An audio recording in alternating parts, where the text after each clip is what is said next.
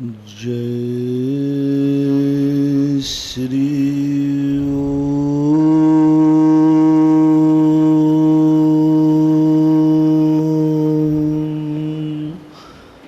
नमः सिद्धेभ्यः।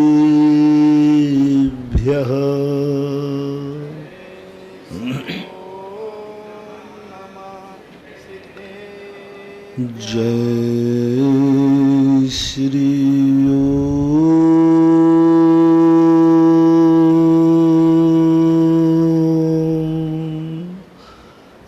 नमः सिद्धेभ्यः।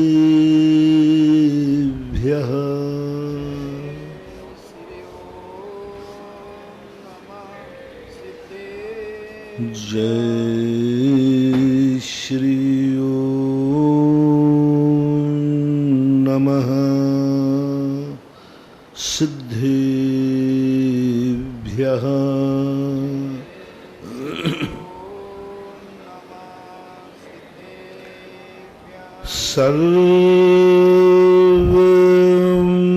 सर्वमंगल मांगल्यम्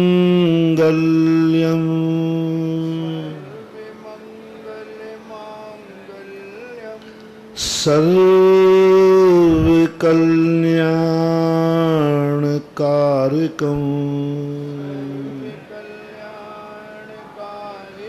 प्रधानं सर्वधर्माणां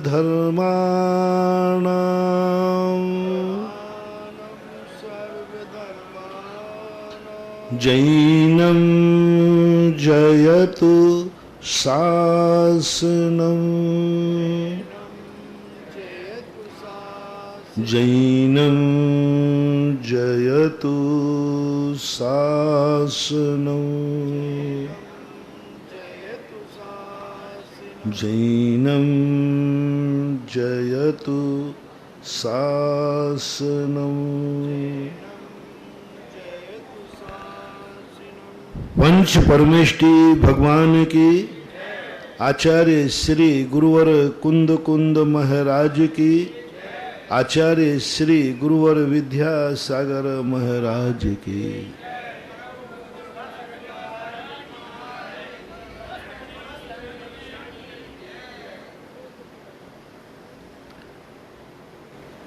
हमें जो भी वस्तु महान मिलती है उसको महान कहना सरल है, लेकिन महान बनना बहुत कठिन है। भगवान को भगवान कहना सरल है, लेकिन भगवान बनना कठिन है। साधु को साधु कहना सरल है, लेकिन साधु बनना कठिन है।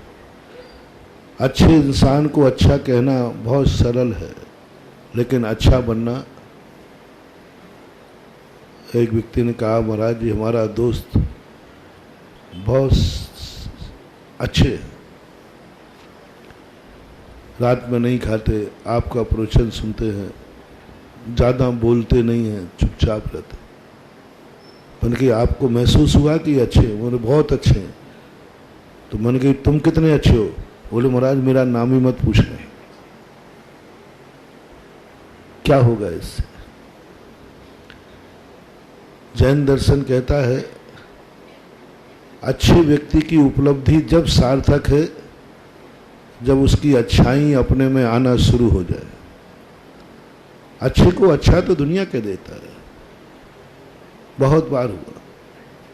अनंत काल से हम भगवान को भगवान कहते आए, लेकिन कभी ये प्रयास नहीं किया कि भगवान का कोई गुण मेरे में प्रकट हो जाए। गुरु को गुरु कहते आए, जिंदगी निकल गई, मर जाते हैं, लेकिन कभी ये भाव नहीं हुआ कि गुरु की बात, गुरु का संस्कार कुछ मेरे जीवन में आ जाए। जो मैंने कल कहा था कि लोग भारत को महान कहते हैं, लेकिन अपने आप को महानता का अनुभव नहीं कर पा रहे। कितने बार तुम्हें महसूस हुआ कि मैं भारतीय हूं? ये देश भारत है, ये तो तुम स्वप्न में भी बोलोगे। जिस देश में तुम रहते हो वो कैसा देश है? बोले भारत देश। इसकी संस्कृति क्या है? बखान लोगे, भारत की संस्कृति ये है। अच्छी अच्छी बातें करोगे, भारत देश का ये है। लेकिन कितनी बार तुम्हें अनुभव होता है कि मैं भारतीय हूं? क्यों हो भारतीय? क्योंकि जो भारत की संस्कृति है वही हमारी जिंदगी की संस्कृति है। दोनों को एक बुलाओ। भारत के जो आदर्श हैं, क्या वो आदर्श हमारे में हैं? और जिस दिन तुम्हें भारतीय होने का गर्व हो जाएगा, उसी दिन तुम्हारा एक निश्चित टारगेट हो जाएगा कि अगला भव भी, तुम्हारा जन्म भी आर्य खंड में होगा, क्योंकि तुम्हें भारतीय होने पर गर्व है। तुम्हें तो भारतीय होने पर गर्व होना चाहिए, लेकिन नहीं है, नहीं है। हर व्यक्ति को विदेश आकर्षित कर रहा है। कोई व्यक्ति ये नहीं कह सकता, यदि विदेश का जाने का मौका मिले तो हर व्यक्ति बैठा है। आप सब लोग अपनी तरफ से अपनी अपनी छाती पे हाथ रख के पूछ लो, तुम्हें विदेश जाने के 100% मौके मिल रहे हैं, छोड़ दोगे कि चले जाओगे? 100%। धंधा भी मिल रहा है, व्यापार भी मिल रहा है, पैसा भी मिल रहा है, सब कुछ मिल रहा है। और यहां शायद ये सब चीजें नहीं है, धंधा भी नहीं है, मकान भी नहीं है, घोड़ा गाड़ी नहीं, वहां वो सब दे रहा है। 99% चले जाएंगे और चले गए। जो मैंने 2 दिन पहले कहा था, विश्व का एक भारत देश ऐसा मूर्ख देश है जिसके सबसे ज्यादा एनआरआई विदेशों में है। हर देश में विदेशी मिल जाएंगे, उनको भारतीय होने का गर्व ही नहीं, भारत में जन्म लेने का गर्व ही नहीं। उनको तो थोड़ा सा आकर्षण मिला नहीं, और आप देख लो कितने विदेशी लोग में जाकर बस गए भारत के होने के नाते। कौन सा देश ऐसा है, मैंने उस दिन पूछा था 2 दिन पहले, कैसा देश बताओ जहां भारत का कोई व्यक्ति ना हो? एक नाम बताओ जहां भारत का कोई व्यक्ति नहीं। मैंने तो पूछता रहता हूं सब लोगों से, जो इसको जो गाइड आते ना, गाइड लोग, उनसे पूछ लेता हूं। सांगानेर में कई गाइडों से मैंने पूछा कि कोई देश ऐसा दिखा तुम्हें मिला जहां भारतीय लोग नहीं रहते हो। कोई एक आध द्वीप समुद्र छोटे मोटे हों तो बात अलग है, बड़े बड़े जितने देश हैं सब में भारतीय रहते हैं। क्यों? वही लोग विदेशों में जाते जिन्हें अपने भारत में जन्म लेने का गर्व नहीं, भारतीय होने का गर्व नहीं है। जिस चीज पर गर्व हो जाता है, उस चीज पर 3 लोक की वस्तु भी रख दी जाए तो वो गौरवान्वित वस्तु को छोड़ता नहीं। गर्व ही नहीं है तुम्हें, तुम तो जन्म गए, बस जन्म ले लिया, गर्व नहीं। और कितने एनआरआई जाकर विदेशों में चले गए। वो गर्व, वो पुण्य, वो कर्म ने जो तुम्हें दिया था, वो थोड़े से एक मकान में, थोड़े से पैसे में, थोड़े से वेतन में, थोड़े से धंधे में जाकर के तुमने अपने भारत देश को छोड़ दिया। जिन जिन ने भारत देश छोड़ा है ये 100 भवों तक अब भारत में नहीं जन्मेंगे। तीर्थंकरों की भूमि में जन्म नहीं होगा, इनको मिलेक्ष खंडों में ही जन्म लेना पड़ेगा। कोई भी पर्याय में लें, चाहे मनुष्य बन के लें, चाहे त्रियंश बन के लें। क्योंकि जब कर्म ने दिया तुम उसका गौरव नहीं कर पाए, भारतीय नहीं बन पाए, भारत देश में जन्म लेकर भारतीय नहीं बन पाए, कैसी विडंबना। भारत देश में जन्मा, भारत देश में रहा, लेकिन भारतीय का अनुभव नहीं हो पाया। और मैंने ये भी कहा था, तुम्हारी भारतीयता उस समय कलंकित होने लग जाती है तब तुम कोई विदेशी वस्तु जब खरीदते हो। विदेशी वस्तु तुम्हें आकर्षित करती है। देश में तीर्थ यात्रा की अपेक्षा भारतीय संस्कृति है कि जब भी तुम्हारे जीवन में समय मिले, अच्छे दिन आए, तो तीर्थ वंदना पर निकलो। प्राय पहले के लोग जितने थे अपनी छुट्टियों का समय अच्छे दिन तीर्थ वंदना के लिए निकलते। बोले साहब इस साल हम फ्री है, शिखर जी की वंदना को जाएंगे, वैष्णव धर्म में चारों धाम की वंदना को जाएंगे, कैलाश आदि पर्वत जाएंगे। ये परंपराएं थी। ये भारतीय संस्कृति है कि जब भी फ्री दिन मिले, सुख का दिन मिले, वो तीर्थ यात्रा का प्रोग्राम बनाता था। और आज जब तुम फ्री हो और पैसा भी हो तो आप विदेश घूमने का प्रोग्राम बनाते हैं। बस यही बता रहा है कि तुम्हें भारतीय संस्कृति पर गर्व नहीं है। फ्री टाइम तुम जो बिताते हो वहां बिताते हो जो मलेच्छखंडी हैं, जहां धर्म का नाम नहीं है। उस देश में जाते हो जिसके सूर्य के किरण निकलते ही हर घर में मांसाहार होता है, जहाँ की संस्कृति मांसाहारी है, जहाँ के लोग मांसाहारी हैं। सूर्य के किरण निकलते ही वहाँ गायों का, पशुओं का खून निकाल दिया जाता है। भारत देश वहाँ है कि सूर्य की किरण निकलते ही गाय का दूध निकाला जाता है, और विदेश वह है कि सूर्य निकलते ही गाय का खून निकाला जाता है। यहाँ सुबह उठते ही गाय दुहते हैं, बड़ी मंगल बेला गई उसको, गौधूली बेला। गाय को दोहने का काल जो है, गाय जब दूध देती है उस काल को सदा मांगलिक कहा है, महामांगलिक। और विदेशों में देखो वही टाइम पर खून निकाला जाता है। सबके नाश्ते की, यहाँ नाश्ते की प्लेट में गिलास में दूध आता है, वहाँ नाश्ते की प्लेट में सवेरे ताजा ताजा मांस आता है। ऐसे देश को घूमने के लिए तुम्हारे पास पैसा है, समय है, अच्छा दिन है, और वो तुम पापियों के मांसाहारी देश की तरफ जा रहे हो। तुम्हारा भविष्य निश्चित हो चुका।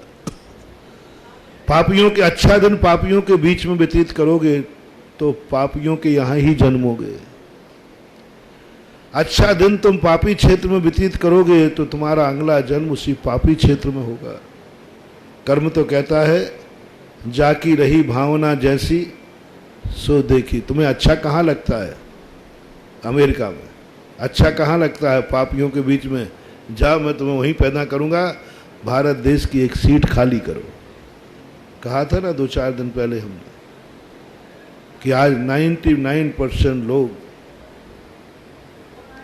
अच्छा दिन जो है पाप स्थान पर पापियों के बीच में व्यतीत करते हैं। ये सबसे बड़े तुम्हारी जिंदगी का अमंगल है। मैंने तो यहाँ तक कहा था कि 365 दिन 64 दिन तुम जानो, लेकिन जन्म के दिन किसी गार्डन की तरफ देखना भी नहीं। बर्थडे पर, शादी की सालगिरह पर, खुशी का दिन, जिस दिन तुम्हारे अंदर बहुत खुशी हो, मेरा कहना मान लेना। 364 दिन की बात नहीं कर रहा हूं। उस दिन नहीं जाना, गार्डन की तरफ देखना मत, होटल की तरफ जाना मत, उस दिन बाजार का खाना मत। जो जन्म के दिन, शादी विवाह के दिन होटल में खाता है, माँ के हाथ की रोटी नहीं खाता और माँ उसे रोटी नहीं खिलाती, जाओ, तुम्हें अनाथ होगे जब तुम्हें माँ की रोटी नहीं मिलेगी। अनाथ होगे नियम से, क्योंकि जन्मदिन तुमने किसकी हाथ की रोटी खाई? अनाथ होने का लक्षण है। जन्म तो होगा लेकिन माँ बाप की गोदी नहीं मिलेगी, क्योंकि तूने हर जन्मदिन होटल में मनाया, हर शादी की सालगिरह होटल में मनाई। तो सारे भारत को मैंने संदेशा दिया था कि मेरी ज़्यादा बात तो तुम मानोगे नहीं। मैं तुमसे ये कहूँ कि होटल में मत खाओ करो, कोई नहीं मानने वाला। होटल का त्याग कर दो, कोई नहीं मानने वाला। बाजार में खाना बंद कर दो, कोई नहीं मानने वाला। 99% नहीं मानते। बोले महाराज जी कैटर्सों के हाथ का खाना बंद कर दो, कोई नहीं मानता। बहुत कम लोग रह गए, बहुत चंद लोग रह गए। पूरा घर तो आज मिलेगा ही नहीं कि पूरे घर में कोई होटल में खाते ही नहीं, बहुत मुश्किल। अब जब मेरी बात मानने को तैयार नहीं, तो अब मैंने बहुत छोटा कर दिया, बहुत छोटा कर दिया। इतनी तो मान जाओ रे मेरे भक्त। मन तो मेरा करता था कि सारी जिंदगी को तुम्हें, सारी जिंदगी भर तुम्हारे लिए माँ के हाथ की रोटी खिलाऊं, परिवार के हाथ की रोटी खिलाऊं, इसलिए कि तुम यदि ऐसा कर सको। कह तो देते हूं माल बिकेगा तो नहीं, लोगे नहीं। यदि तुमने ये नियम ले लिया, हम लोग जो बाजार की वस्तुएं त्याग कराते हैं, बाजार में खाने का त्याग कराते हैं, उसमें मात्र अभक्ष का ही मात्र कारण नहीं है, मात्र सदोष है इसलिए कारण नहीं है। जिन व्यक्तियों का ये नियम है कि मैं भोजन करूंगा तो घर में ही करूंगा, घर का ही भोजन करूंगा, इन व्यक्तियों के लिए लौकिक दृष्टि से बता रहा हूं, 10-10 भवों तक कभी भी उनकी मां की अर्थी कंधे पर नहीं निकलेगी। नहीं, क्योंकि उसने ऐसा नियम लिया कि मैं खाऊंगा तो मां के हाथ की रोटी खाऊंगा। ये नियम कर्म तुम्हें ऐसी उम्र वाली मां के यहां जन्म देगा कि जब तक तुम घर में रहोगे वो मां मरेगी ही नहीं। क्योंकि तुमने क्या नियम ले लिया, मैं रोटी खाऊंगा तो मां के हाथ की खाऊंगा। अब तुम अनाथ नहीं हो सकते, क्योंकि तुमने नियम ले लिया। यदि तुमने ये नियम ले लिया कि मैं घर में मां नहीं है तो कोई बात नहीं, घर में पत्नी के हाथ की रोटी खाऊंगा, बाजार में नहीं खाऊंगा, रोटी बाजार में नहीं खाऊंगा, बाजार की नहीं खाऊंगा, दूसरे के हाथ की नहीं खाऊंगा, पत्नी के हाथ की खाऊंगा। जाओ, 10-10 भवों तक तुम कभी विधुर नहीं होगे, तुम पत्नी से रहित नहीं होगे। एक छोटा सा सम्मान दिला रहा हूं बस। बाजार में रोटी नहीं खानी, बाजार का भोजन नहीं करना, कैटर्स के हाथ का भोजन नहीं करना। अशुद्ध है इसलिए नहीं, वो तो तुमने नकार दिया महाराज, शुद्ध हो चाहे अशुद्ध हो, ये चक्कर में मैं नहीं पड़ता। वो बातें तो आज तुम्हें उतरने वाली कि भाई वो अशुद्ध होता है, गलत होता है, बेकार होता है, वो तो सब महाराज जी अभी बातें आप करना छोड़ो। अब मैंने दूसरा खोजा, ये लेटेस्ट खोज है नई, कि तुम्हें एक डर है कि महाराज जी मैं विधुर नहीं हो जाऊं, और आप लोगों को डर क्या है, मैं विधवा नहीं हो जाऊं। दोनों का एक ही बात है कि हम पूरी जिंदगी भर दोनों साथ रहे, और आप लोग आशीर्वाद भी चाहते हो, भावना भी करते हो। ये तो बेचारी सुहाग दशमी करवा चौथ भी करती है, तुम भी कुछ ना कुछ भावना तो भाते ही हो कि मेरी पत्नी रहे। तो लो, मैं आशीर्वाद देता हूं तुम्हें, एक नया लेटेस्ट मार्ग मिला है सौभाग्यवान और सौभाग्यवती बनने का। अखंड सौभाग्यवती भव, और तुम भी अखंड सौभाग्यवान भव, विधुर मत बनो। तुम्हें एक नियम लेना है, मैं भोजन करूंगा तो घर में पत्नी के हाथ का करूंगा। बाहर यदि कहीं निमंत्रण में जाऊंगा तो भी सहमति लेके जाऊंगा। और तुम नियम ले लियो कि श्रीमान जी को भोजन करा के ही, मेरे हाथ के बना करके खिला के ही मैं भोजन करूंगी। बस पति को इतना सम्मान देना है। मैं इनको खिलाने के बाद ही भोजन करूंगी। जिस दिन ये मेरे हाथ का भोजन नहीं खाएंगे उस दिन मेरा उपवास। बस इतना सा नियम रहना है। नियम छोटा है कि बड़ा? छोटा है। फल कितना बड़ा है बोलो? कितना बड़ा फल बता रहा हूं। विधवा और विधुर दोनों नहीं होगे, भोग भूमि में जन्मोगे, एक साथ जन्मोगे, और एक ही दिन मरोगे। एक साथ, एक दिन भी, एक क्षण भी भोग भूमि में ना कोई विधुर होता है ना विधवा होते, कोई विधुर। कैसा पुण्य कमाते? यही तो कमाते हैं, मैं घर में रोटी खाऊंगा। कभी आप बेघर नहीं होगे, कभी आपका फुटपाथ पे जन्म नहीं होगा, क्योंकि आपने नियम लिया भोजन करूंगा तो घर में करूंगा।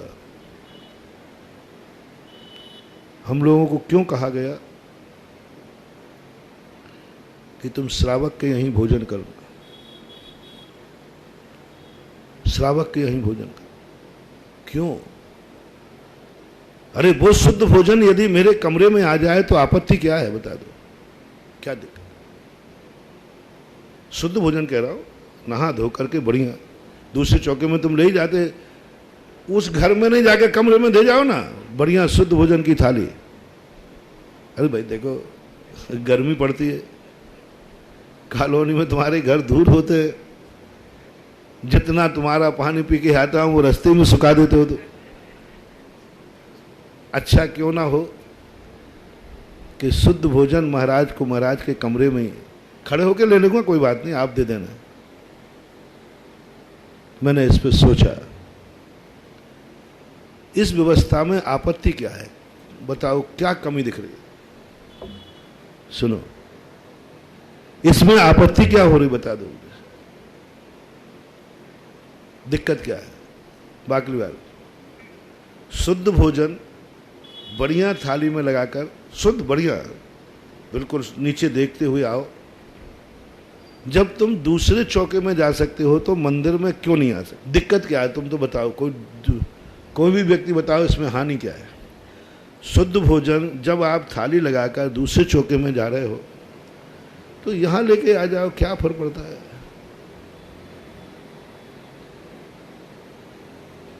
दोष क्या है? शकरे नकरे का दोष है?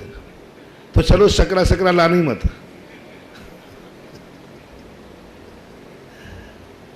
ऐसी चीज लाना जिसको रास्ते में चलने का दोष नहीं आए, तो ठीक है,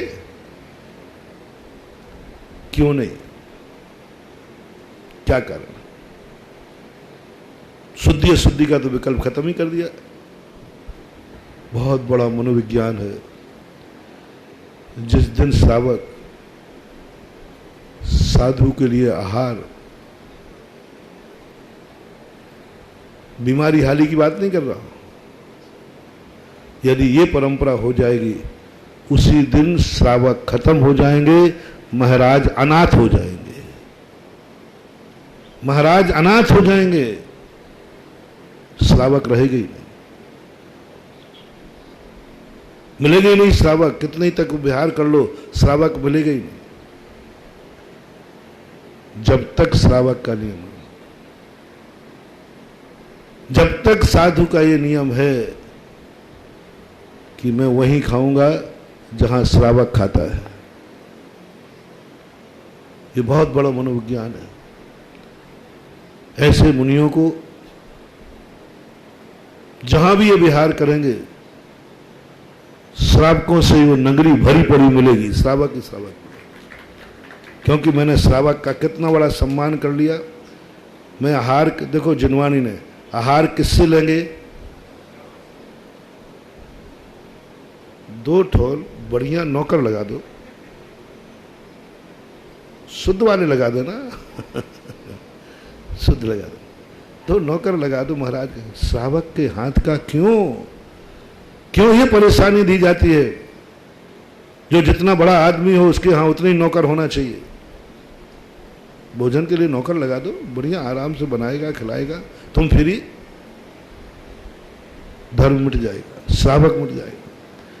जिनवानी कहती नहीं, श्रावक के हाथ से आहार लेना, श्रावक जहां भोजन खाता है वहीं जाके खाना। क्यों? इससे श्रावक बचा रहेगा। तुम्हारी गाड़ी 1 पहिए से नहीं चलती, 2 पहियों से चलती है। श्रावक का पहिया जभी तक सुरक्षित है जब तक मुनिराज श्रावक के हाथ का आहार ले रहे हैं। बस ये 2 पाया है ना, शास्त्रों में आया कि धर्म 2 पहियों पर चलता है, एक मुनि और दूसरा है श्रावक। श्रावक के पहिया कब तक सुरक्षित है? जब तक तुम्हारे घर में तुम्हारे हाथ का आहार मुनिराज ले रहे। जिस दिन मुनि महाराज तुम्हारे हाथ से आहार लेना बंद कर दें, समझ लेना तुम्हारा श्रावक धर्म खत्म हो गया, अब तुम्हारा पतन शुरू हो गया। क्योंकि मुनिराज ने आपसे आहार लेना बंद कर दिया। महानुभाव, कुछ भी करना, जो तुम्हें करना हो करना, पर जिंदगी में ऐसा कोई कर्म नहीं करना जिससे तुम मुनिराज को आहार देने लायक ही न रहो। बस एक छोटा, कोई बाधा नहीं कर, बस कोई भी कार्य कृत्य करते समय सोचना कहीं मुनिराज के आहार से वंचित तो नहीं रह जाऊंगा। जब तक तुम मुनिराज को आहार देने लायक हो तब तक निश्चित समझना तुम्हारी सदगति है, पक्का। और आहार देने लायक ही रहे तब तक तुम्हारे प्राण निकल गए, लिख देना ये स्वर्ग ही है, स्वर्ग ही गया है, भोग भूमि ही गया है। क्योंकि इसने जिंदगी में हमेशा मुनियों को आहार देने की योग्यता, ये हाथ इतने पावन बना के रखे कि मुनिराज को आहार दे सके, ये मुंह इतना पावन बना सका कि मन शुद्धि, वचन शुद्धि, काय शुद्धि, इसका आहार इतना शुद्ध रहा कि महाराज को ये नियम, बहुत बड़ा नियम दे रहा। स्वर्ग जाने के बड़े बड़े नियम तो तुमने लिए हैं, बहुत बड़े बड़े नियम, मैं सारे बड़े नियम जोड़ा, बस इतना सा नियम तुम प्रतिदिन शाम को देख लेना। आज दिन भर में मेरे से ऐसा कोई कार्य तो नहीं हो गया जिससे मैं मुनियों को आहार देने लायक भी ना रहा हूं। बस इतना सा बही खाता बना लेना। और मेरा दावा है, जब तक तुम मुनि को आहार देने की योग्यता आपके पास बनी रहेगी तब तक ये धर्म चलता रहेगा और तुम्हारा भी कल्याण होता रहेगा। मैं वहां घबरा जाता हूं जब तुम मुनि को आहार देने लायक भी नहीं रहते। महाराज को अंजलि बंद करना पड़ती है। महाराज कहते भाई मैं तुमसे आहार नहीं ले सकता। कौन हो तुम? बोले जैन हूं। ओहो, जैन होकर इतना बड़ा पापी हो गया कि मुनिराज की अंजलि में देने लायक नहीं रहा। जैन तो वो है जो देवों से भी ज्यादा पावन होता है। जैन कौन है? सौधर्मेंद्र से भी ज्यादा पावन होता है, कुबेर से भी ज्यादा पावन होता है, असंख्यात देवता होते हैं, इन सब में पावन होता है जैन। 84 लाख योनियों में पावन होता है जैन। क्योंकि मुनिराज की अंजलि में देवता आहार नहीं दे सकते, मनुष्य दे सकते। कितना पावन है तुम्हारी पर्याय। जैन कुल में जन्म लिया, तुम्हारी पावन पर्याय बहुत पावन है, देवताओं से भी पावन है, 84 लाख योनियों से पावन है। 4 गतियों में नरक तो दे ही नहीं पाते, त्रियन से ले नहीं सकते, और देवता देने लायक है नहीं, तुम्हें तो पावन। ये असाधारण योग्यता, 84 लाख योनियों को पार करके तुम आए हो, तब तुम्हारे हाथ इतने पावन हैं कि मुनिराज को तुम आहार दे सकते हो। ये अधिकार खो मत देना, ये गॉड गिफ्ट खो मत देना। ये गॉड गिफ्ट सौधर्मेंद्र बन जाओगे, लेकिन ये गॉड गिफ्ट मिलने वाली नहीं है। भोग भूमि चले जाओगे 3 पल की आयु, लेकिन नहीं पढ़ पाओगे। अनुभाव जैसे बने तैसे हर जैनी को अपने हाथ इतने पावन रखना है कि जो गॉड गिफ्ट मिली है वो गॉड गिफ्ट तुम्हारे पास बनी रहे। और मुनि को बस आज इतना ही अपनी डायरी में लिखना, किन किन कार्य करने पर हम मुनिराज को आहार देने लायक नहीं रहे। रात्रि भोजन तुम करोगे, मैं मना नहीं कर रहा हूं, बस इतना देख लेना, क्या रात्रि भोजन करने पर महाराज आहार ले लेंगे?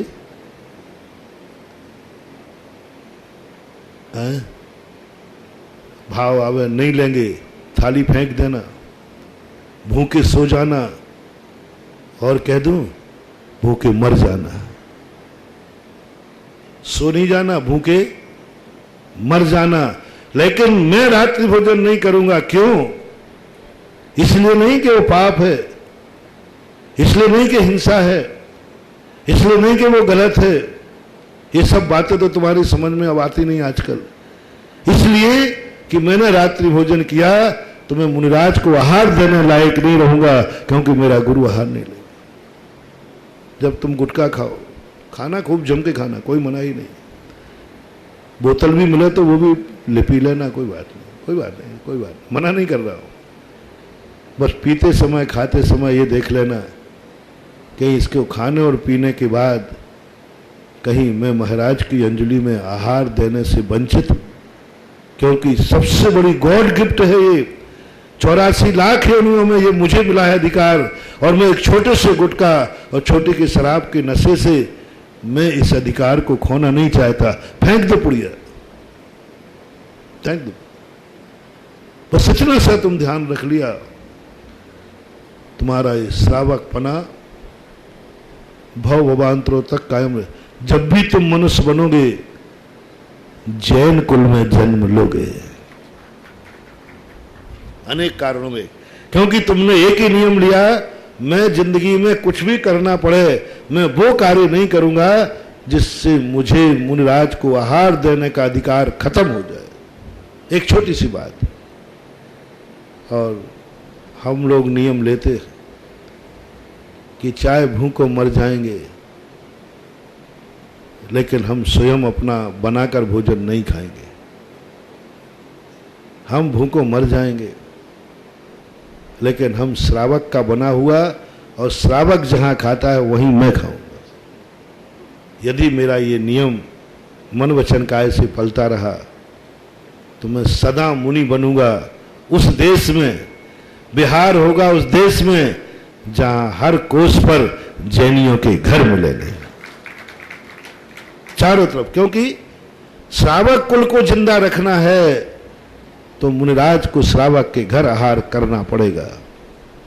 श्रावक कुल को जिंदा रखना है तो मुनियों को श्रावकों के हाथ से आहार लेना पड़ेगा। और ये एक व्यवहार चलता रहा तो चलता रहा। और जो तुम्हें नियम दिया जाता है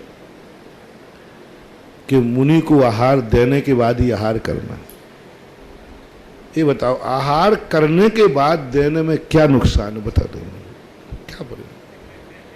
बढ़िया खा पी का महाराज को आहार। मैंने इसका मनोविज्ञान देखा। श्रावक ने नियम लिया कि नहीं, मुनि को भोजन दे फिर निज करें आहार। पहले मैं महाराज का आहार दूंगा, महाराज का आहार देखूंगा। दोनों नहीं मिलेंगे तो अनुमान से महाराज की बेला टालकर भोजन करूंगा। आपको नियम दिए जाते हैं।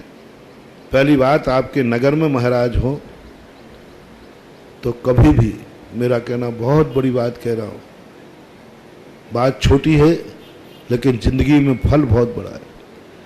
यदि नगर में मुनिराज आवे तो आप मुनिराज के आहार के पहले आहार मत करो। चौका हो या होना हो, आहार दो या नहीं दो, बस एक ही नियम, हमारे नगर में महाराज हैं, हम उनके आहार के पहले आहार नहीं करेंगे। बीमारी वाली बात अलग है, कहीं बाहर जाना करना है तो, लेकिन घर में यदि ये नियम तुमने पाल लिया,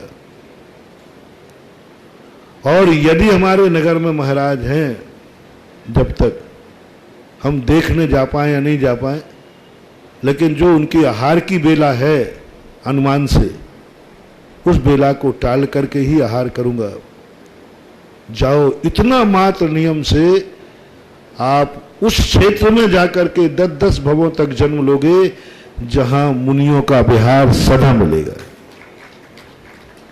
तुम्हें रोजी रोटी कमाने के लिए उन देशों में नहीं जाना पड़ेगा जहां मुनिराजों का विहार नहीं है।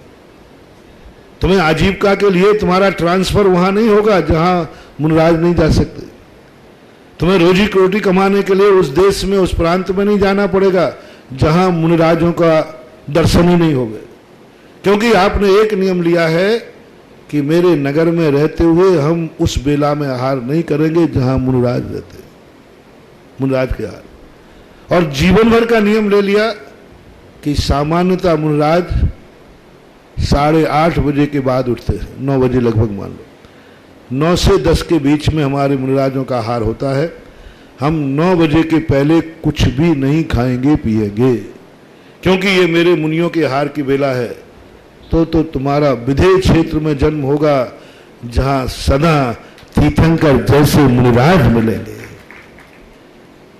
कैसे मिल जाएंगे तीर्थंकर का पड़गाहन? राजा श्रेयांश को कैसे तीर्थंकर मुनि का पड़गाहन मिल गया? क्या पुण्य किया था? कुछ नहीं मानुभाव। भवांतरों में उसका एक ही नियम था कि मैं मुनिराजों की आहार की बेला टाल करके भोजन करेंगे, और मुनिराज के आहार को निकाल करके मतलब समय टाल करके भोजन करेंगे। ये नियम उसने जिंदगी भर पालन किया। परिणाम ऐसा हुआ, एक दिन उसे तीर्थंकर मुनिराज को आहार देने का मौका है। तुम तो क्या करते हो? महाराज खोलो नहीं पुल पट्टी तो अच्छा है, नाश्ता और चाय। महारानी तो ऐसी है कि चाय के बिना महाराज जी आप चाय बंद मत करें, नहीं तो चौके में काम नहीं कर पाएंगी महारानी। हाँ, चाय के बिना तो चक्कर आ जाए। और क्या अपनी आदर्श परंपरा थी। और यदि तुमने एक और नियम ले लिया कि जब तक मेरे नगर में महाराज हैं तब तक कम से कम मैं अशुद्ध भोजन नहीं करूंगा, रात में नहीं खाऊंगा, आलू प्याज नहीं खाऊंगा, शुद्ध भोजन करूंगा, क्योंकि मेरे महाराज मेरे नगर में है। और जहां महाराज होते हैं उतने दिन के लिए वो नगर तीर्थ होता है। तीर्थ किसे कहते हैं? कॉलोनी किसे कहते हैं? गांव किसे कहते हैं? मंदिर किसे कहते हैं? मंदिर जो कॉलोनी वाले लोग ही जहां आते हों वो मंदिर कहलाता है, और जहां सारे दुनिया के लोग आ सकते हैं वो तीर्थ कहलाता है। जब महाराज नहीं रहते तो ये सुभाष नगर में कौन आता है? जल्दी बोलो ना। महाराज हम ही लोग रहते, और जब गुरु आ जाते हैं तो सारे दुनिया के लोग आ जाते हैं। इसलिए जब तुम्हारे नगर में गुरु बैठे समझ लेना चाहिए मेरा नगर इस समय तीर्थ है। और वो नगर में पाप मत करना जो तीर्थ पे नहीं किए जाते। बस तीर्थ पे क्या क्या नहीं किए जाते, जल्दी बोलो। तीर्थ में रात में नहीं खाना, तीर्थ में गुटखा नहीं खाना, तीर्थ में आलू प्याज नहीं खाना, तीर्थ में गलत खान पीन नहीं करना, यही है ना। तो जब साधु तुम्हारे नगर में बैठा है तो नगर क्या हो गया? तीर्थ। तो जब तक महाराज बैठे हैं तब तक वही कार्य करना जो एक तीर्थ पर किए जाते हैं, और जो तीर्थ पर नहीं किए जाते हैं वो मैं नगर में नहीं करूंगा। कोई कहेगा कि भाई क्या बात है, बड़ा धर्मात्मा बन गया। बोले मैं तो धर्मात्मा नहीं बना हूं, मैं तो धर्मात्मा नहीं बना हूं, लेकिन मेरा नगर तीर्थ बन गया है। तो ये तीर्थ जब तक बना रहेगा तब तक मैं तीर्थ पर गलत कार्य नहीं करूंगा। इतना पावन तुमने इतना भी कर लिया अकेला, तो अगला जन्म तुम्हारा इस कलयुग में नहीं होगा, सतयुग में और विदेश क्षेत्र में जन्म होगा जहां तीर्थंकरों का विहार। तुमने मुनि के रहते ही तीर्थ मान लिया। जहां जहां पैर पड़े संतन के वो जग तीर्थ हो, तीर्थ बन गया, तीर्थ मान लिया। अब तीर्थ जैसी तुम चर्या करो नहीं। इस समय मेरा भीलवाड़ा तीर्थ बना हुआ है, मेरे गुरु महाराज यहां बैठे, बस तुम्हारी फीलिंग हो जाए तीर्थ बन गया है मेरा नगर, क्योंकि यहां तीर्थ बना है, महाराज बैठे हैं। अब जो कार्य हम तीर्थ पे नहीं करते हैं वो कार्य हम नगर पर नहीं करेंगे। कई गांव ऐसे हैं महाराज आते उन घर में फिर अशुद्ध भोजन नहीं बनता। बोले जब तक महाराज हैं तब तक हम लोग शुद्ध खाते। एक किसी स्थान था,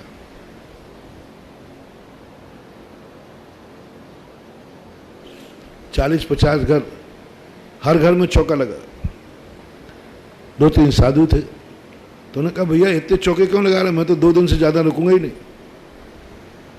फिर आपके खाली जाएंगे तो आपको दुख होगा। तो श्रावकों ने कहा महाराज जी आपसे किसने कहा कि आप हमारे चौके में आना, हम लोगों ने तो नहीं कहा, लेकिन आप लगाने से रोक सकते हो क्या?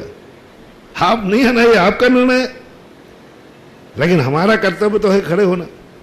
बोले ऐसा क्यों? बोले हम लोगों का नियम है कि हमारे नगर में जब भी महाराज आएंगे हम सब कुएं का पानी पिएंगे, हम जब भी आएंगे कोई रात में नहीं खाएगा, कोई अभक्ष नहीं बनेगा, शुद्ध भोजन बनता है। जब हम लोगों के नियम है ये कि महाराज नगर में प्रवेश होते ही हर घर में शुद्ध भोजन बनेगा, और जब शुद्ध भोजन बना ही हुआ है हमने अपने लिए, तो हम पड़गाने को खड़े हो जाते हैं, आ जाओ तो आ जाओ, नहीं आ जाओ तो मत आओ। सोचो कितनी बड़ी पावनता, कितना बड़ा उन्होंने कहा लिया कि नहीं मेरे नगर में महाराज आए हैं, तीर्थ बन गया है, अब घर में अभक्ष नहीं बनेगा, घर में आलू प्याज नहीं बनेगा। आलू प्याज का त्याग नहीं है, लेकिन उस समय नहीं बनेगा जब तक मेरे नगर में महाराज हैं। यदि तुमने इतना कर लिया, लोग पूछते हैं कैसे विधेय क्षेत्र मिलेगा, जहां हमेशा मोक्ष जाते हैं ऐसे लोगों को विधेय क्षेत्र मिलता है। तो ये परंपरा साधु और श्रावक की, तुम नियम बनाए रखो, मैं साधु जहां रहेगा वहां हमारा ऐसी चर्या होगी। साधु की आहार बेला टालकर हम भोजन करेंगे, देकर करेंगे, दे नहीं पाए तो देख के करेंगे, देख नहीं पाए तो भाव से संकल्प करके करेंगे, तो तुम्हें मुनि सदा मिलते रहेंगे। मुनि चाहते हो ना, तो मुनि की आती सौभाग्य होता है कि दुर्भाग्य होता है? नहीं पता नहीं, मैं जो पूछने में कोई बुराई नहीं। हमारे गुरुजी हमेशा कहते हैं कि हम अच्छे हैं ये कैसे निर्णय करें। आचार्य से हम लोगों ने पूछा कि हम लोग अच्छे हैं ये कैसे निर्णय करें। तुम्हारे आचार्य से कहते हैं जिस नगर में तुम्हारा प्रवेश हो और नगर सौभाग्य माने तो अच्छे हो, और दुर्भाग्य माने की आफत आ गई तो बुरे हो। तुम्हारे पहुंचते ही सबके मन में आनंद की लहर हो जाए, सौभाग्य अभाग्य मेरा, तो समझ लेना तुम अच्छे हो। और मीटिंग हो जाए, हे भगवान महाराज आ रहे हैं, अब चौका कौन लगाएगा, वो पानी कहाँ से लाऊंगा, अब ठहराऊंगा कहाँ, और कौन उनकी सेवा करेगा, मेरे पास तो टाइम ही नहीं है। यदि मीटिंग में ये भाव आ गया, समझ लेना तुम्हारा दुर्भाग्य है, उस नगर में प्रवेश मत करना। जिस नगर में साधु का प्रवेश होते ही समाज को आफत आ जाए, भार लगने लग जाए, मीटिंग हो जाए कि कौन संभालेगा, क्या करेंगे, उस नगर में नहीं जाना। और थोड़ा अपना भी परीक्षण कर लेना कि तुम्हारी उपस्थिति लोगों को भार लगने लगी है, कुछ ना कुछ तुमने घोटाला किया है, कुछ ना कुछ गड़बड़ी तुम्हारे में आ गई है, तुम भार लगने लगे। मीटिंग हो रही है, कौन संभालेगा, कौन क्या करेगा। साधु को परीक्षण करना है कि कोई ना कोई गड़बड़ी हुई है। साधु तो भौरे के समान होता है, भ्रमरी चर्या कहा साधु मूलाचार के अंदर, कि जैसे भौरा फूल से रस ले लेता है लेकिन फूल को धक्का नहीं लगाता, फूल खिल जाता है। भौरा के बैठते ही भौरा रस लेगा लेकिन फूल मुरझाएगा नहीं, खिलता है, उसको और आनंद आता है। बस साधु को ऐसा ही होना चाहिए कि जिस नगर में जाए वहां हर चेहरा खिल जाए, अवभाग्य हो जाए। बोले क्या समस्या, धन्य है, लाइन लगा दे, मैं चौका लगाऊंगा, मैं चौका लगाऊंगा, मैं लगाऊंगा, मैं सेवा करूंगा, मैं इतना हो जाए कि एक साधु हो और 100 चौके हो जाए। सौभाग्य, आनंद की अनुभूति। वैसे नगरों को, ऐसे नगरों में जाना, ऐसे नगरों पर कृपा करना और ऐसे नगर का गुरु बनना और ऐसे स्थान पर फिर अपने आप को समझना अच्छा है। इसलिए मैं पूछ रहा हूं, भैया बता दो भीलवाड़ा वालों, मैं 6 बार आ गया हूं, कहीं ऐसा तो नहीं लग रहा है बार बार यहीं आ जाते? पता नहीं कौन जन्म का। बोल दो जो हो तो बोल दो भैया, बोल दो, बुरा नहीं मानूंगा, क्योंकि बुरा मानने का सवाल ही नहीं। कहीं ऐसी फीलिंग तो नहीं होती बार बार? कहीं ऐसा तो नहीं होता कई बार आप लोगों की दृष्टि, हमारे साथ तो घटित नहीं हुआ। अब भैया ऐसा करो, अपन सब, अब महाराज आई रहे नगर से, भूखा थोड़ी जाएगा, तो सब लोग एक पंचायती चौका लगा लो, एक दूध लाएगा, एक सब्जी लाएगा, एक रोटी लाएगा। जब मैं राजस्थान में पहले आया, ऐसा होते हुए देखा मैंने। शुरुआत में उधर प्रवेश कर रहा था, पंचायती चौका लगता था हमेशा, और मैं भी गया तो वो तो पंचायती चौका लगेगा, सब वहीं आकर के बना लेते थे थोड़ा थोड़ा सामान, चाहे 10 साधु आ जाओ चाहे 20 साधु का। अब अपनी तो आदत ही नहीं थी, तो एक चौका लगा वहां पर, और मैं अंजलि लेकर आगे चला गया। मैंने कि पीछे छुल्लक जी वगैरह हैं ये हम आगे चले जाए। अब आगे तो चौका ही नहीं था, और जैसे ही मैं आगे बढ़ा, महिलाएं बड़बड़ करने लगी, आज तक नहीं हुआ, बड़ा महाराज हमेशा पंचायती चौके में आता है, ये महाराज देखा भी नहीं, आगे बढ़ गए। और मैं तेजी से बढ़ रहा था, मैं रुक गया, मैंने कहा रामायण सुनो, मैंने धीरे, ये हुआ नहीं, लौटाओ महाराज को, होता ही नहीं, इस नगर का नियम है, पंचायती चौके में हार होता है। महाराज आगे चले जा रहे हैं, और कहो उनसे आगे चौका ही नहीं है, कहां जाएंगे महाराज? और मैंने कहा बेटा आज या तो पंचायती में जाओ या उपवास करो। वो तो एक श्रावक था जो आचार्य श्री के संघ के साधुओं का नेचर जानता था, वो प्रतिमाधारी था, उसके यहाँ चौका लगा नहीं था। यथार्थ घटना है आपके यहाँ, गांव का नाम नहीं बताऊंगा, बस पूछना मत, क्या फायदा है।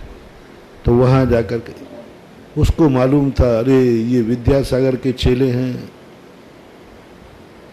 इनको कोई सांकल नहीं डाल पाया, और वो प्रतिमाधारी था, वो ये चौकों से बंधने वाले नहीं है। आज महाराज का उपवास हुआ, उस दिन सुबह हम 16-17 किलोमीटर चल के आए थे। अच्छी गर्मी भयंकर थी, हालत खराब थी, लेकिन मैं बढ़ता गया, नहीं चलो थोड़ा आगे से लौटूंगा। लौटना तो पक्का ही है, अंजलि चौका आगे है ही नहीं, आवाज आ गई।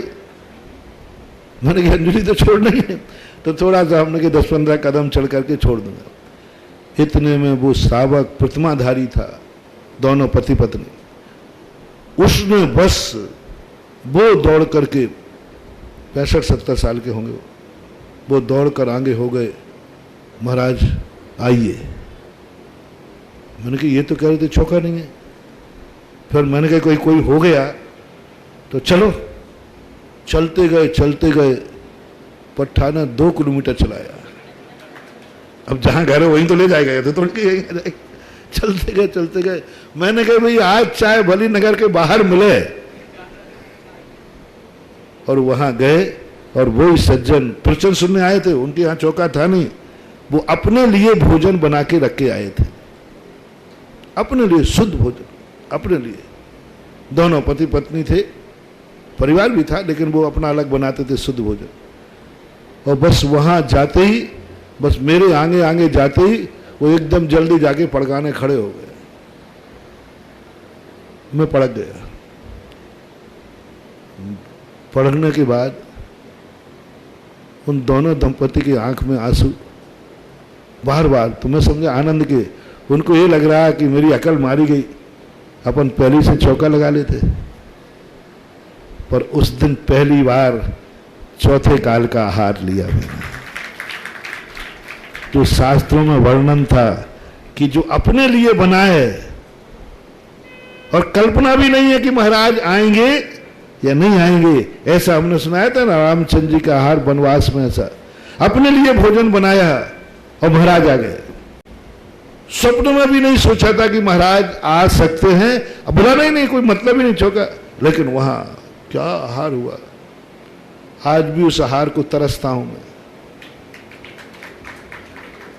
आज भी ऐसे आहार के लिए मन करता है कि हे भगवान, वो आहार मिले जहां श्रावक अपने लिए बनावे, कल्पना भी ना हो कि महाराज को आहार आएंगे कि नहीं आएंगे, और वहां आहार हो जाए।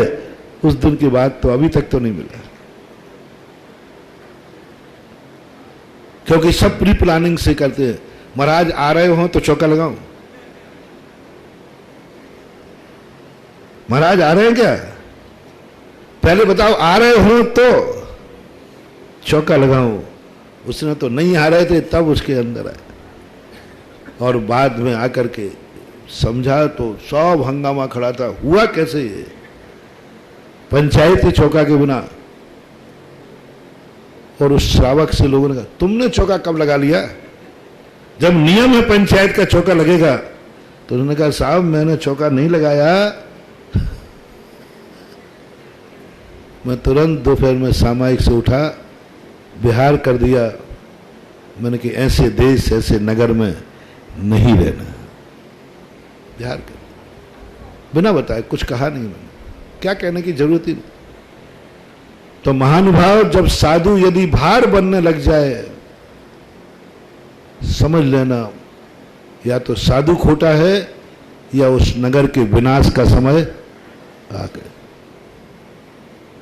साधु के जाते एक आनंद की अनुभूति होनी चाहिए, होड़ लगना चाहिए, एक आनंद की अनुभूति। पूज्य गुरुदेव आचार्य विद्यासागर महाराज ने एक करके दिखा दिया। आचार्य श्री का संघ बहुत बड़ा है, और जहां आचार्य श्री पहुंच जाते हैं, बहुत लंबी टोली, क्योंकि उनकी बारात, वे तो छोटे हैं, उनकी कोई व्यवस्था नहीं है, लेकिन उनकी जो बारात भक्तों की जमात, लेकिन गजब। आचार्य श्री बुंदेलखंड, तुम्हारे राजस्थान में आते बेटा तुम तो थक जाते, तुम आचार्य श्री को नहीं संभाल सकते, नहीं संभाल पाओगे, गारंटी पक्का है, संभाल नहीं पाओगे, थक जाओगे। उस बारात को रोटियां तक नहीं खिला पाओगे, ध्यान रखना, इतनी बारातें आती हैं। और नहीं हो तो जाके देख लेना वहां कितनी भीड़ रहती, जब जाओ तब भीड़, थक जाओगे तुम। और आज जिस बुंदेलखंड में वो रह रहे हैं, इतना बड़ा संघ, इतनी बड़ी व्यवस्थाएं, और जिस नगर और गांव में चले जाते हैं, वो नगर गांव झूम जाता है। साधु 50 रहते हैं, चौके 500 लगते हैं, 500 चौके लगते। हर घर आनंद से झूम रहा है, हर घर आनंद से कह रहा है मैं शुद्ध भोजन बनाऊंगा, मैं खाऊंगा, बाहर नहीं। वहां एक चौके में आज तक मैंने तो नहीं देखा कि आज तक पूरे संघ ने कभी एक चौके में आहार किया।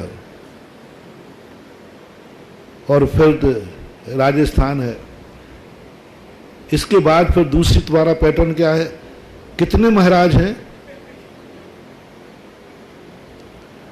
कितने महाराज हैं, तो बोले 5 महाराज, ठीक है फिर 5 चौके ठीक है, 5 चौके ठीक है, 5 है तो 5 है। अब महाराज एक में नहीं निपटते हैं तो 5 लगा लो, और क्या होगा। इससे ज्यादा का भाव क्यों, वेस्टेज। 5 महाराज 5 चौकों में जाएंगे, पक्का है, जाएंगे तो 5 में, फिर छठवां क्यों, वेस्टेज है। क्यों वो फालतू परेशान हो गए, एक चौका खाली जाएगा, सुबह से पानी भरेंगे, रोटी शुद्ध बनाएंगे, सुबह परेशान हो, और एक को तो छठवां लग गया तो बोलो एक खाली जाएगा कि नहीं जाएगा, तो परेशान कितना हो जाएगा, कितनी मेहनत। इसलिए महाराज हम लोग परेशान नहीं होते, आपको 5 में जाना है, ये तुम्हारे यहां का सिस्टम है। क्योंकि तुम्हें यह लगता है कि महाराज 5 है तो 5 काफी है, 10 है तो 10 काफी है, 100 है तो 100 काफी है, इससे ज्यादा की जरूरत क्या पड़ी। यानी तुम अपने जीवन को धन्य करने के लिए आहार नहीं देते हो, साधु का पेट भरने के लिए आहार देते रहो। बस यही सबसे बड़ा पाप है। यही सबसे बड़ा पाप है कि साधु मेरे नगर से भूखा नहीं जाना चाहिए। अरे भिखारी भिखमंगा है क्या रे, जो तुम कहते हो भूखा नहीं जाना चाहिए? क्या सोच के आहार देते हो? भाई कोई तो लगाओ चौका रे, महाराज कोई भूखे थोड़ी जाएंगे, कोई तो लगाओ। गिड़गिड़ाते हो आप लोग, घर घर जाना पड़ता है, चौकों की लिस्ट शाम को कमेटी को चिंता करना पड़ती है, कहीं कल ऐसा नहीं हो जाए। है? मैं कुछ सही बोल रहा हूं, कुछ गलत तो नहीं बोल रहा हूं? शाम को चिंता होती कमेटी को, कल चौके कितने लगे, कम नहीं हो जाए, और कम लगे तो फिर किसी के हाथ पैर जोड़ते हो, मेरे माई बाप चौका लगा ले, एक लगा ले, 4 हो गए हैं, 3 हो गए, महाराज 10 हैं, 9 चौके हो गए, फिर बड़ा हो गया। बस यही है दुर्भाग्य। आज तक कभी भी बुंदेलखंड में आचार्य संघ में कमेटी को आज तक ये सोचना नहीं पड़ा कि कल कितने चौके होंगे, सोचते ही नहीं। क्योंकि वहां कमेटी, चौके कमेटी के अधीन नहीं होते हैं, चौके श्रावक और भक्त के अधीन होते हैं। कमेटी लिस्ट कैसे बनाएगी? 400 की लिस्ट लगाओ, तुम्हारे बोर्ड पर नाम लिखो, जाओ लिखो अब 400 की। कौन सा बोर्ड है? कहां तक लिखोगे? घर घर चौका, घर घर गुरु, घर घर भगवान, घर घर श्रावक, वहां पर होता है आचार्य महाराज का विहार। देखो, क्या ऐसी कल्पना तुम कर पाओगे? नहीं कर पाओगे, वह अभाग्य। इसलिए साधु का जो भाग्य है, सबसे बड़ा सौभाग्य, आनंद, झूमना चाहिए, नगर को लगना चाहिए। गुरु महाराज मेरे नगर में आ रहा है, मेरा नगर तीर्थ बन जाएगा। घर घर में चर्चा हो जाए, माँ बाप बैठे, बेटा अपने नगर में महाराज आ रहे हैं, ध्यान रखना, अब तो साल भर नहीं मानता तो नहीं मानता, अब गुटखा मत खाना, आलू प्याज घर में नहीं लाना। महिलाएं बैठ के निर्णय करें, महाराज आ रहे हैं, जब तक महाराज नगर में रहेगा घर में आलू प्याज नहीं बनेगा, रात्रि भोजन नहीं होगा। कम से कम इतना हम गुरु का सम्मान करेंगे, क्योंकि गुरु आ रहे हैं तो मेरा नगर क्या बन जाएगा? तीर्थ बन जाएगा। ये स्वाभिमान तुम्हें आ जाए तो एक दिन तुम तीर्थंकर मुनिराज को भी पड़गाहन करके आहार दोगे, विदेश क्षेत्र में जाकर चारण रिद्धिधारी महाराज को आहार दोगे। ये है इसकी प्रक्रिया। तो श्रावक और मुनि धर्म की मैंने स्थिति बता दी, और तुम्हारे घर की विधुर और विधवा नहीं होने का मंत्र क्या दिया? कौन कौन विधुर होना चाहता है? मैंने तुम्हारा नाम लिया नहीं, गड़बड़ मामला हो, इनसे तो कैसे भी बोल दे। कौन कौन विधुर होना चाहता है? वो कभी अपने पत्नी की हाथ की रोटी ना खावे, सदा होटल में ही खावे, सदा कैटर्स का खावे, सदा पराये लोगों का खावे, सदा नौकरों के हाथ की रोटी खावे। कर्म तुरंत कहेगा, ये जब पत्नी होते ही होटल में खा रहा है, बाजार में खा रहा है, दुनिया के हाथों से खा रहा है, इसको नसीब नहीं होना चाहिए जी।